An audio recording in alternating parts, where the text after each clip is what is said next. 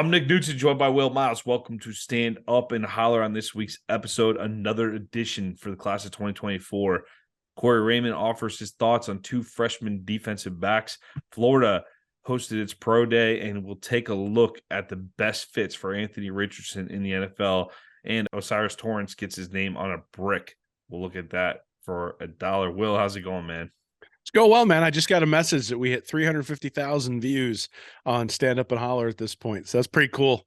And, thank you to everybody out there who's been consuming this, and certainly, like and subscribe if you get an opportunity, because that helps us out. But thank you to all the fans out there who've paid attention. And, you've done the yeoman's work here, Nick, getting this up on, getting this up on iTunes and Spotify and those sorts of things. So check out your favorite podcast app if you don't want to consume it on YouTube. You can catch it over there.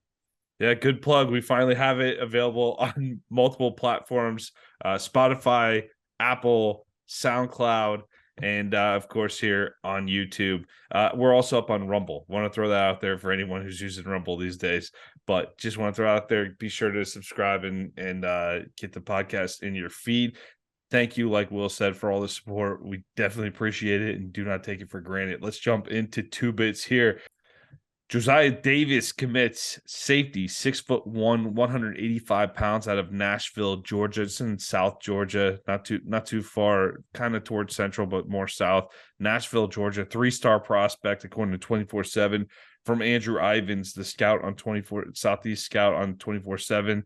He rushed for 104 times for 895 yards and 12 touchdowns. Also threw a TD pass and caught 2 touchdowns as well. Defensively tallied 70 tackles and an interception, which was returned for 6 points. Also made a huge impact on special teams, taking 7 kickoffs to the house while averaging 51 yards a return. Will, I watched some film on this guy on his Huddle account, and he is physical, 6'1", 185. I would like to see him in a few years from now. The physicality that this guy plays with, there's a chance that he can bulk up and be a speedy linebacker if he puts on 25, 30 pounds. That's the type of physicality he's coming out with. I mean, his kickoff returns. They mentioned the 7 kickoffs to the house. He's just shedding people. He's not a particularly elusive runner, but he's the guy on a video game. You use the hit stick, you power through a tackle, and you just take it straight down the sideline. He's a straight line runner that's not really looking to avoid the contact, and really enjoyed watching his tape. Be sure to give it a look on the Huddle account if you haven't seen it yet. Yeah, well, obviously the special teams part of it gets me excited because Florida special teams have been awful the last couple of years, and also because that's one of the places where I think you can turn the game, even if you're a less talented team, right? If you can tilt the table in your favor by 7 points or 14 points on special teams, now all of a sudden you got a chance to pull an upset where maybe you couldn't before.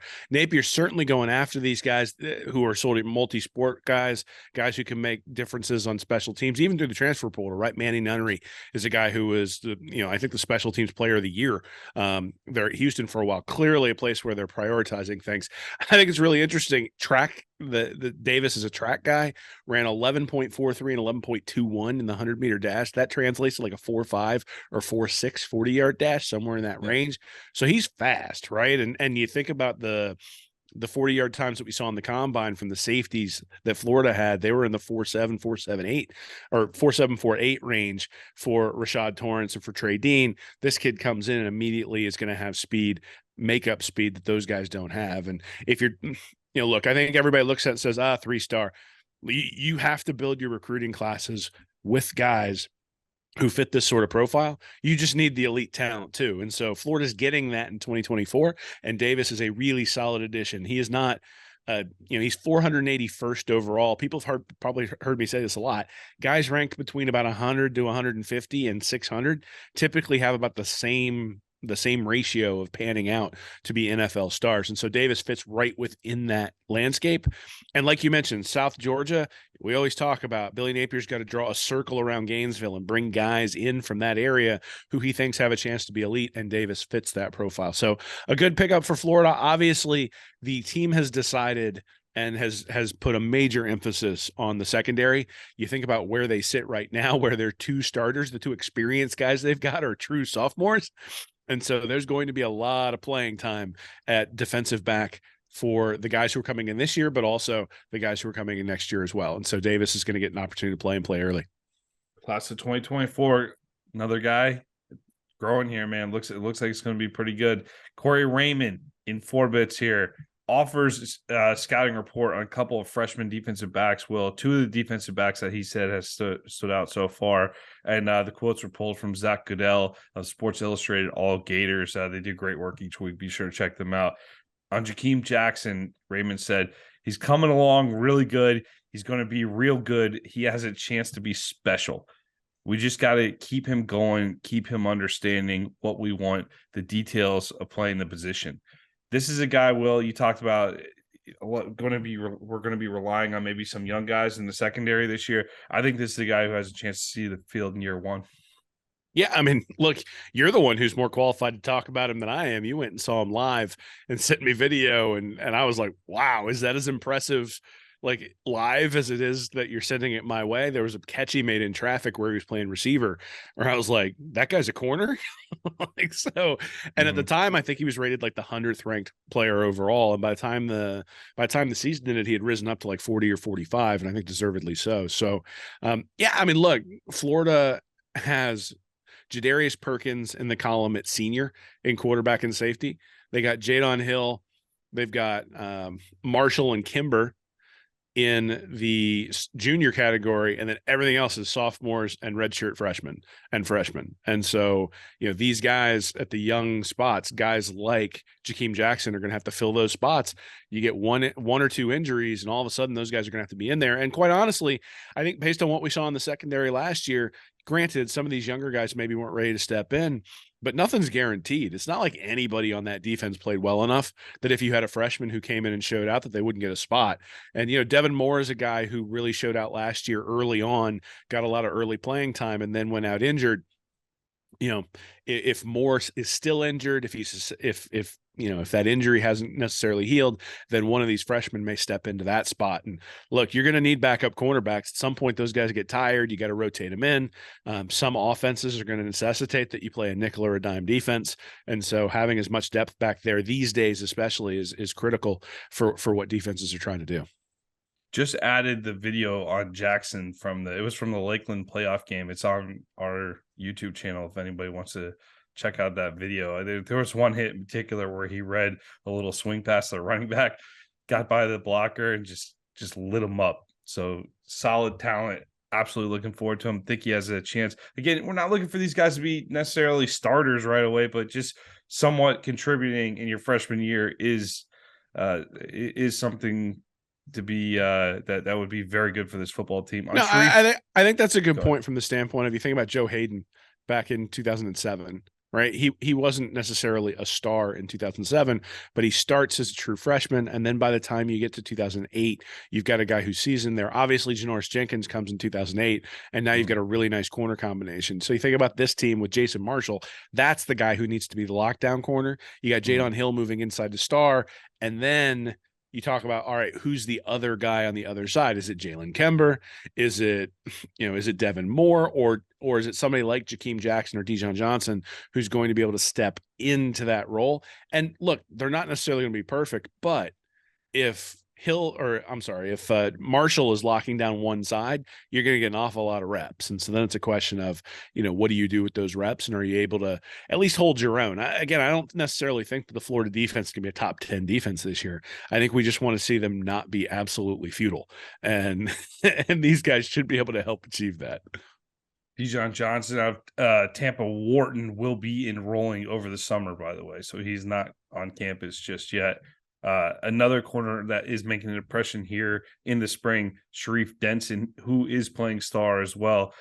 Raymond said, Sharif's going to be a really good player. It's a hard spot, but he's doing better. He's going to be good. Like I tell him, you can't rush it, man. Just keep working. Raymond also added, I think he's sharp. You tell him one thing one time and he gets it. He plays with some savviness to him. He plays with a little grit.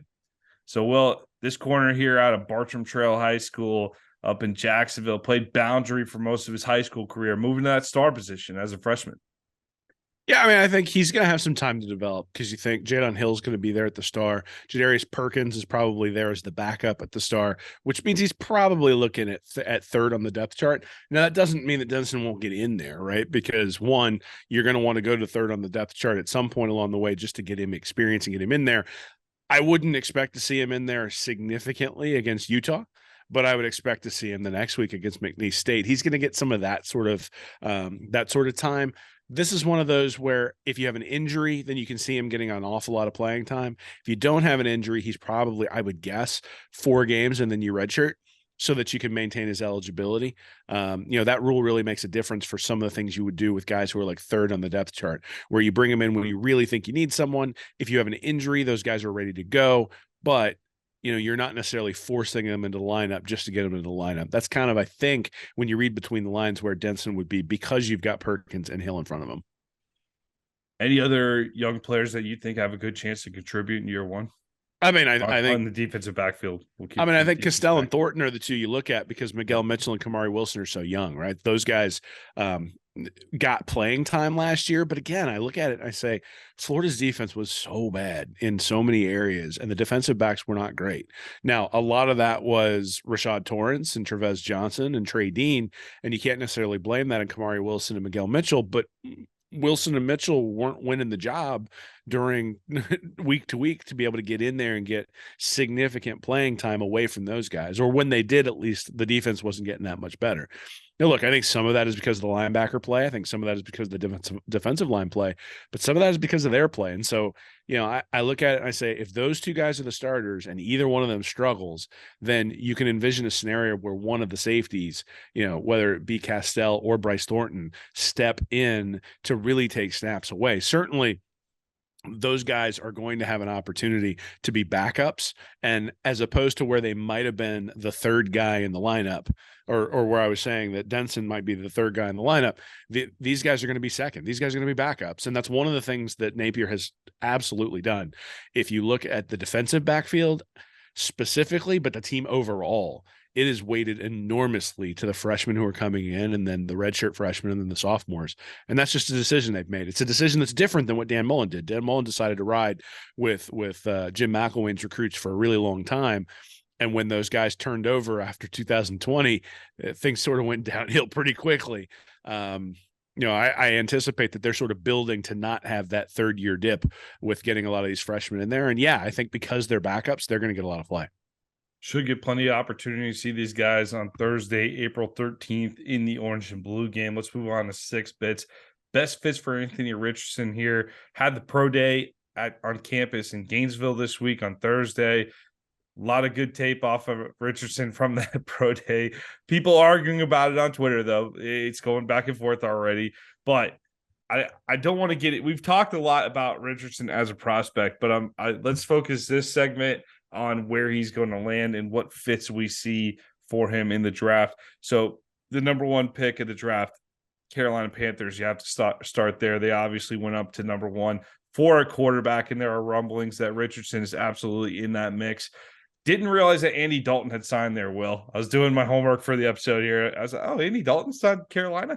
Didn't know that. So they have a guy that can definitely hold down the fort for a minute and let Richardson get his bearings a little bit and maybe learn from Dalton. Dalton's a savvy, longtime NFL quarterback, squeezing another year or two out on his career here, but there won't be the pressure for Richardson to be the day 1 starter in Carolina now. So I do think that's a positive.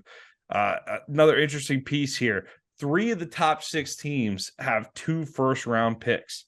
The Texans have 2 and 12 from the Watson deal. The Seahawks have 5 and 20 from the Wilson deal. And the Lions have 6 and 18 from the Stafford deal. So you might have more of an appetite for risk with 2 first-round picks if you're not having to spend your only first-round pick on a guy that you're not totally sure about. Is a little bit of a gamble. So the Texans, Seahawks, and Lions, got to think those 3 teams have more of an appetite for risk. Overall, Will, I hate the idea of him landing with a team that's going to just throw him out there immediately. So you talk about the Texans, the Colts, the Raiders come to mind. I feel like those teams would pressure him to get on the field, and those teams are all drafted in the top 7. Don't love the fit in any of those situations for him. 3 best fits overall, Will. Minnesota, behind Cousins. They're drafting all the way down. I believe, what are they at, 23? They're at 23. And Seattle and Detroit. I'm going to go with those three as my three best fits for Richardson.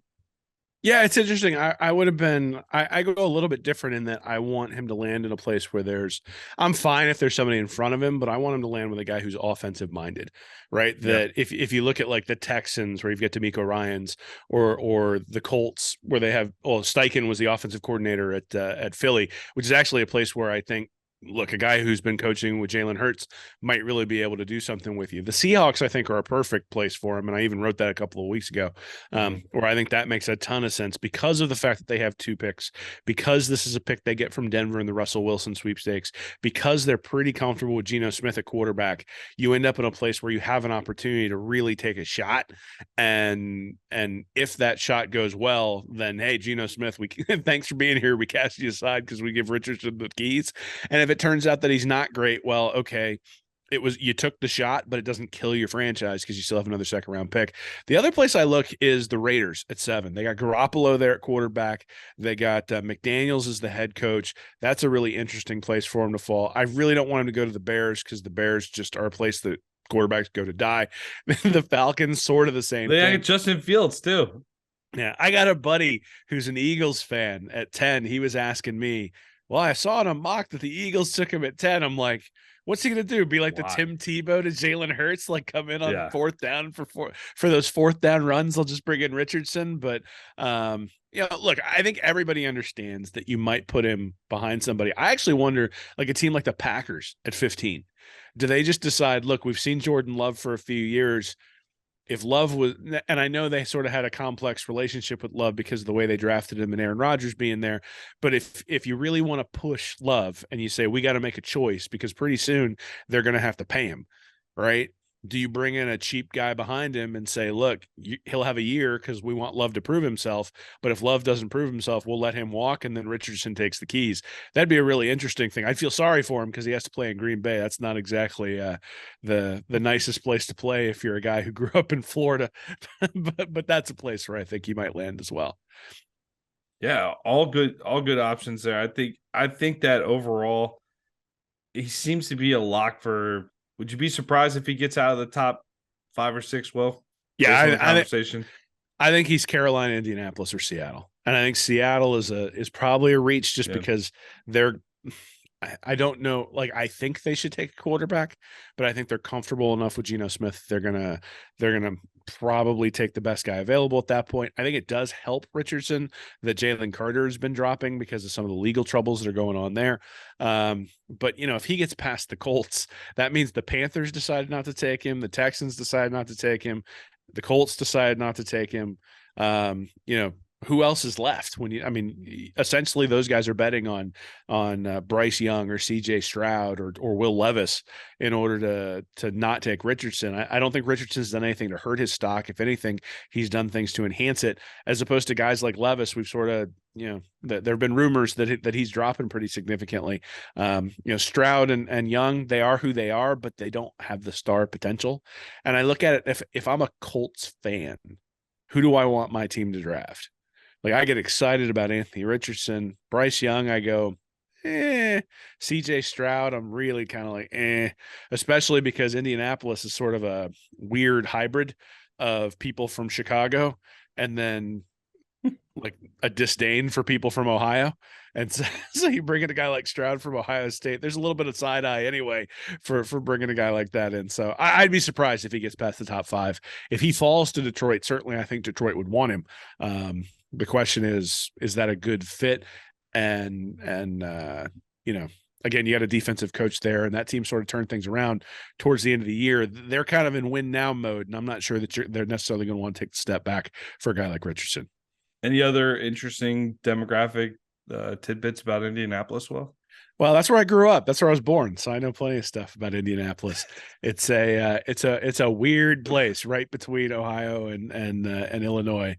And that entire area just changes very, very significantly as you go left to right. And I've been to the stadium a few times. That's actually a great setup downtown on a game day. Yeah. Not bad. I agree. The town's awesome. It's Yeah. just it's a very, like, most cities are, like, you go to Philadelphia or you go to Chicago or you go to New York, there's a very similar vibe. Indianapolis is very different. Indianapolis is very different.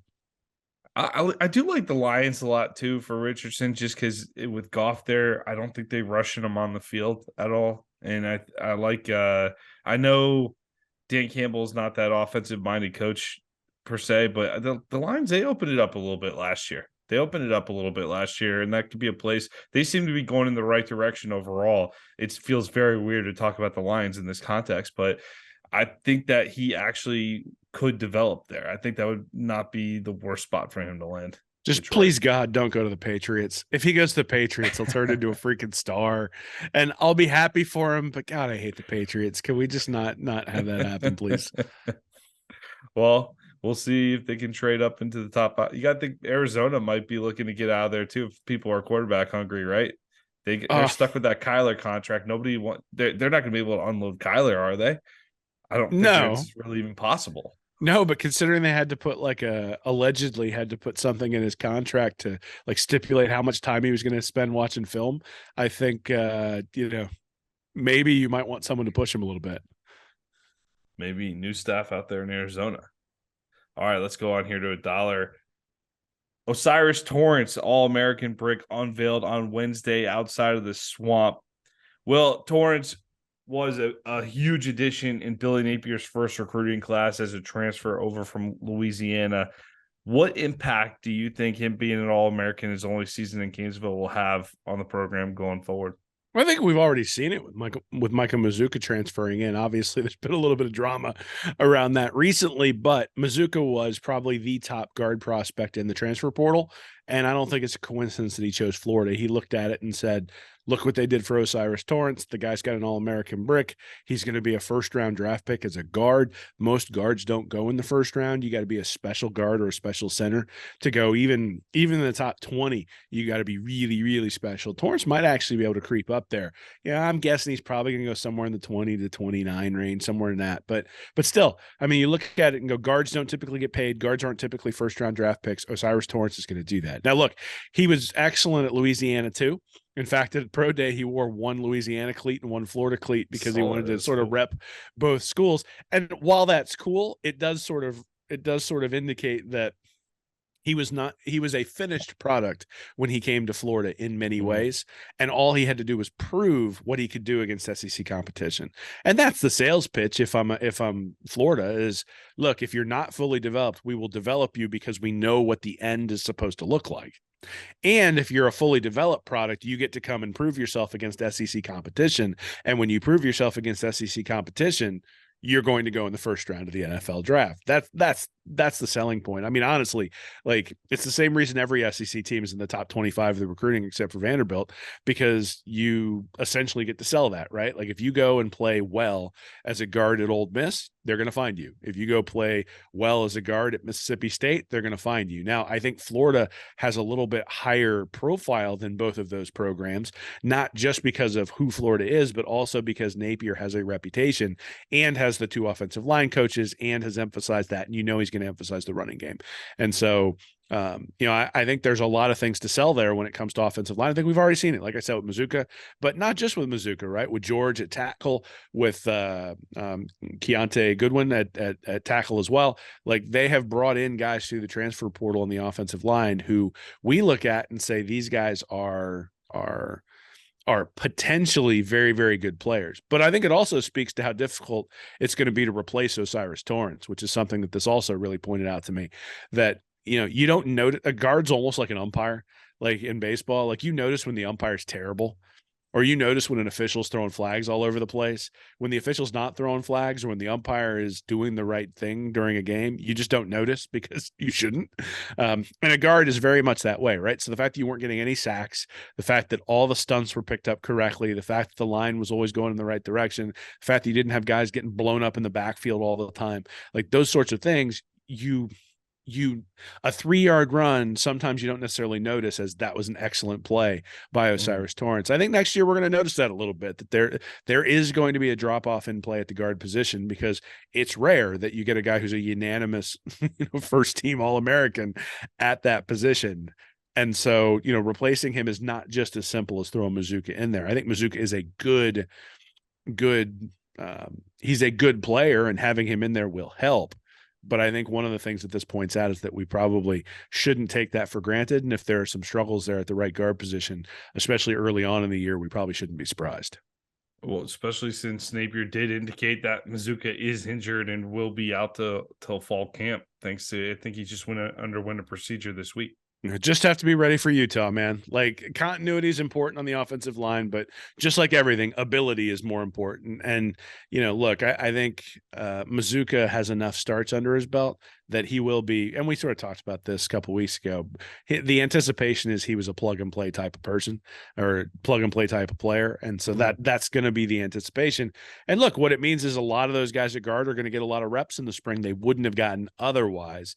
And the question will be, how quickly can you get Mazuka up to speed? And that really is the job of those two offensive line coaches, right? They need to keep him engaged while he's out and injured, so that when he comes back from a playbook perspective, he is fully prepared to be able to then put the physical parts together. Now, look, sometimes those injuries linger, and so it's entirely possible. I think what I was hearing was like a labrum. If that's the issue, well, those are things that could be re-injured. Those are things that maybe don't heal quite as quickly. And then they do need to get these guys in there and get them reps. And some of the younger guys are going to have to step up. But that's sort of the way it is all the time. It was one of the things we said last year, especially early on, was, would Florida be able to sustain an injury on the offensive line and survive? They did at right tackle, but they were overall pretty healthy. When you thought about Egwekin, Torrence, White, and Garage, those 4 guys were in there pretty much the entire year. And then Austin Barber obviously steps up at right tackle when Tarquin went down.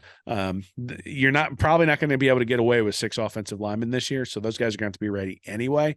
And so I don't know. I'm not sure whether it's 6 of one, half a dozen the other, where, you'd love to have Mazuka there, but the fact that you don't, does that give other guys reps that mean you're more prepared if he happens to go down again? Or is the continuity more important, and having him out is an issue, and you're just not going to be able to get that same level of continuity? I don't know. But I think regardless of that, Osiris Torrence is a special talent. There's a reason he's going to be going in the first round of the NFL draft. There's a reason he has a brick outside of the stadium now.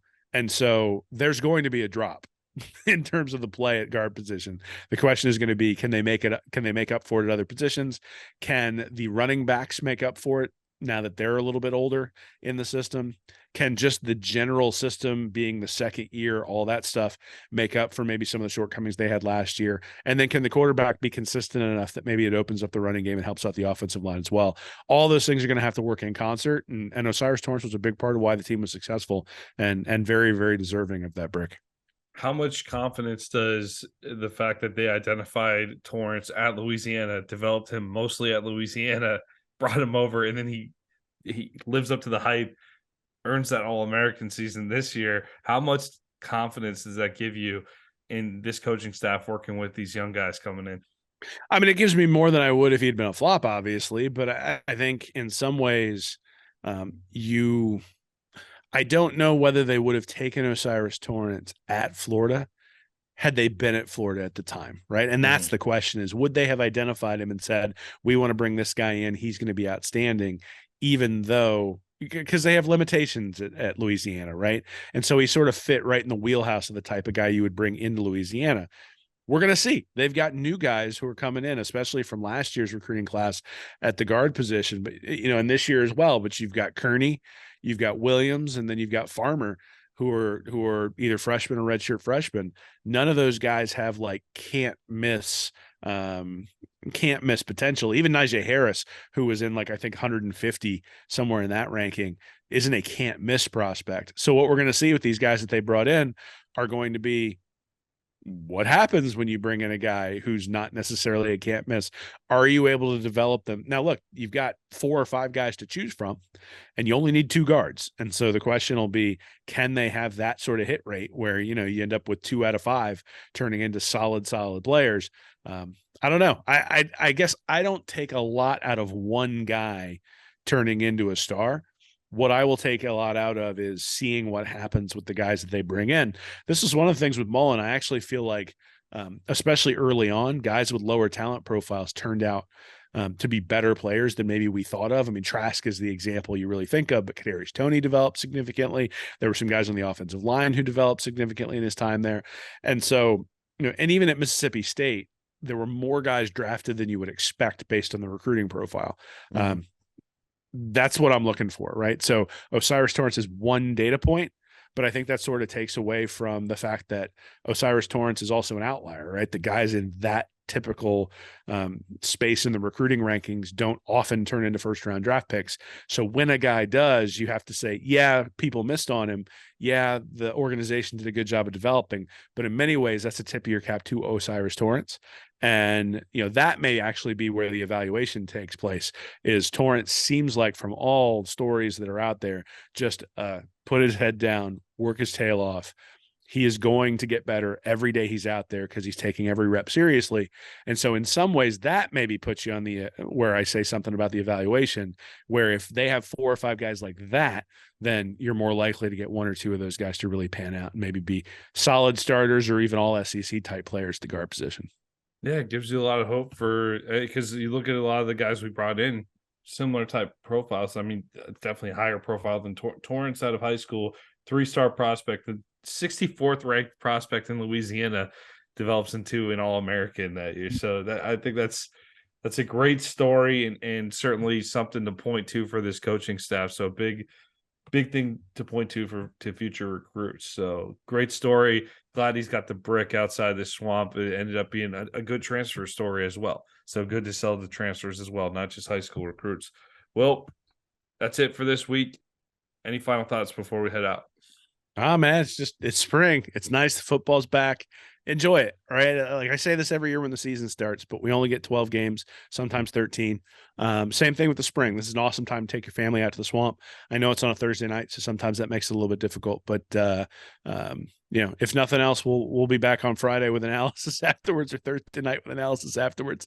And it's fun, right? It's fun. This is one of the things where college football, because the turnover is every 4 years, you always have hope.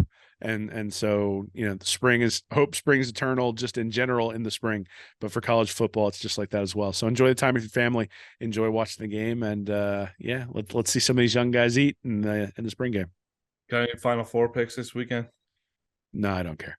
UConn. Miami? You want to see Sunshine State battle in the finals? FAU Miami?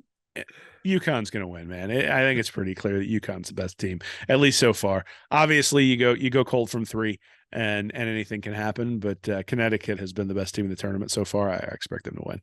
I wouldn't mind seeing FAU get it done. I wouldn't mind seeing it. Well, as long as it ain't Miami, because I'm not sure I can go on Twitter if Miami wins the title. Basketball school, man. Well, all right. Somebody told me the other day that they made it to the Final Four, which just means that Cristobal's not their head coach. Because you don't win that much with Cristobal as your head coach. Like 4 in a row, you don't get that many wins with Cristobal as your head coach. Yeah, they might be more fired up about the spring game than the Final Four. We'll see. We'll see how that attendance looks this weekend. All right, have a great weekend, everybody. Go Gators. Hey, everybody. Thanks for listening to Stand Up and Holler. If you're interested in more information from me and Nick, you can go over to readandreaction.com. You can like and subscribe our YouTube channel here at Read and Reaction, or you can go to patreon.com/readandreaction to support us, get extra information, and we do Ask Anythings over there every once in a while as well. So check us out. Thanks for listening.